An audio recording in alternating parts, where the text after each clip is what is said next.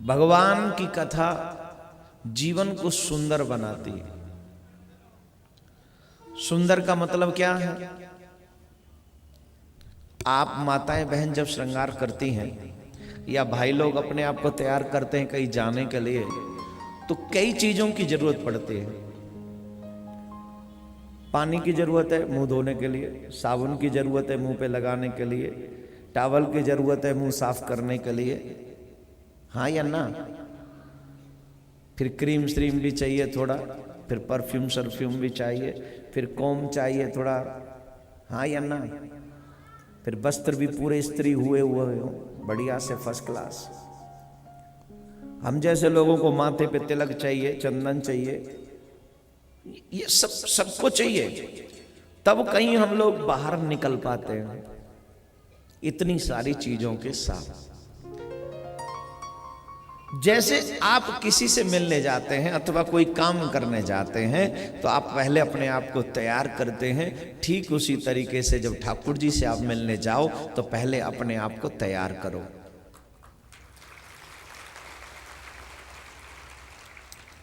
और ये ठाकुर जी की कथा आपको तैयार करती है, आप अपने आप नहीं हो सकते। ये ठाकुर जी की कथा है जो आपको तैयार करती है। ठाकुर जी की कथा बताती है कि कैसे तैयार होके जाना है तुम्हें भगवान के दरबार में।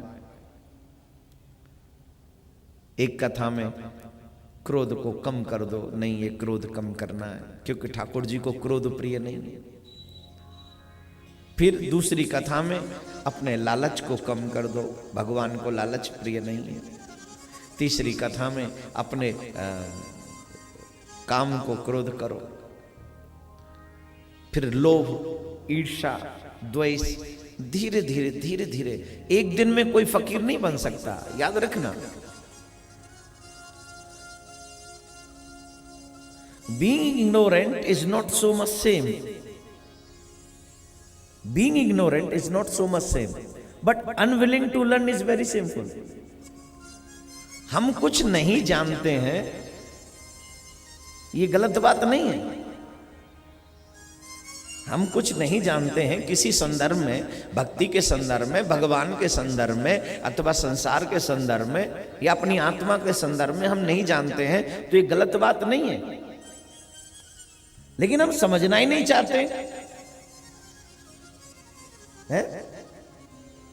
ये तो बहुत बड़ी अपराध है ना, गलती है कि नहीं? हम समझना ही नहीं चाहते। Unwilling to learn is very shameful. Learn करने की आदत होनी चाहिए। You will try, you try, कुछ तो करो। और सबसे पहली ट्राई ये होनी चाहिए कि तुम पहले ये जान लो कि हु आई एम, मैं कौन हूं,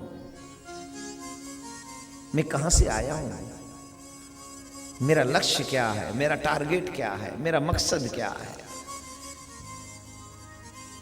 और ये कोई तुम्हें और नहीं बता सकता, तुम्हारे मम्मी पापा नहीं बता सकते, तुम्हारे मित्र तुम्हें कभी नहीं बता सकते। ये सारी चीजें तुम्हें भागवत में ही मिलती हैं, कथाओं में ही मिलती हैं। इसलिए मैं कहता हूं कि ये भागवत तुम्हें सजाती है, तुम्हारा श्रृंगार करती है, तुम्हें सुंदर बनाती है।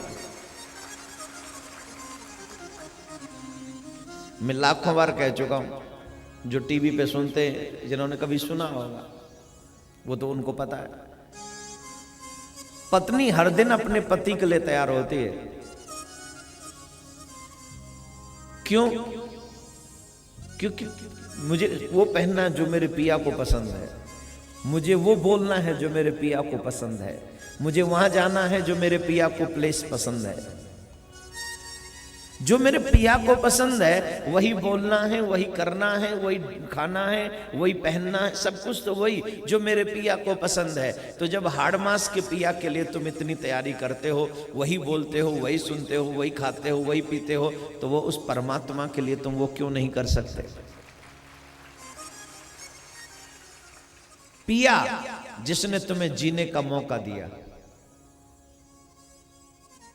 Who is the पिया है? जिसने तुम्हें मौका दिया जीने का। ये अब संसारिक पति तो है, जो पिया है वो थोड़े दिन के लिए मौका देता है ना, वही कमाता है, आप खाते हो, वो लाता है तो आप पहनते हो, वो आपके अरेंजमेंट करता है, आप उसमें सेटल होते हो, तो उसने मौका दिया आपको सजने संवरने खाने पीने का। That's why he is a पिया। लेकिन ये पिया भी उस पिया ने दिया।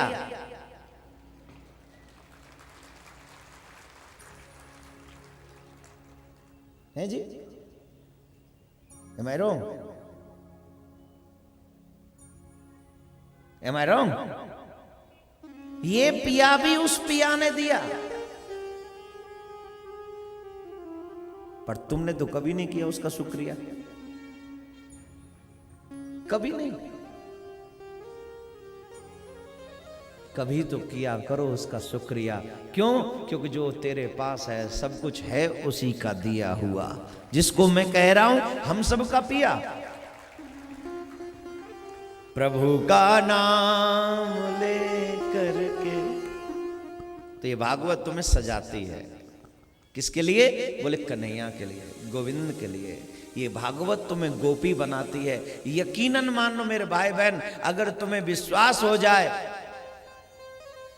तो तुम्हारे अंदर की गोपी जागृत हो जाए अभी इसी वक्त। गोपी का मतलब क्या है? कृष्ण रस का पान करने वाली गोपी। उसकी हर एक इंद्रिय जो कृष्णमय है, हमारी हर एक इंद्रिय दुनियामय है, संसारमय है, इसलिए हमको एक जीव कहा जाता है, भटका हुआ जीव कहा जा सकता है। लेकिन गोपियां भटकी हुई नहीं है, गोपियां अटकी हुई हैं। जीव भटका हुआ है, गोपियां अटकी हुई हैं। जीव भटक गया है माया में और गोपी अटक गई है कृष्ण के चरणों में। मेरे भाई बहन, भटके हुए लोग हमेशा लेट हो जाते हैं, लेकिन अटके हुओं को तो पता है मैं यहां रुका हूं, इसलिए मेरा कोई भरोसा नहीं मैं कब कैसे आऊंगा।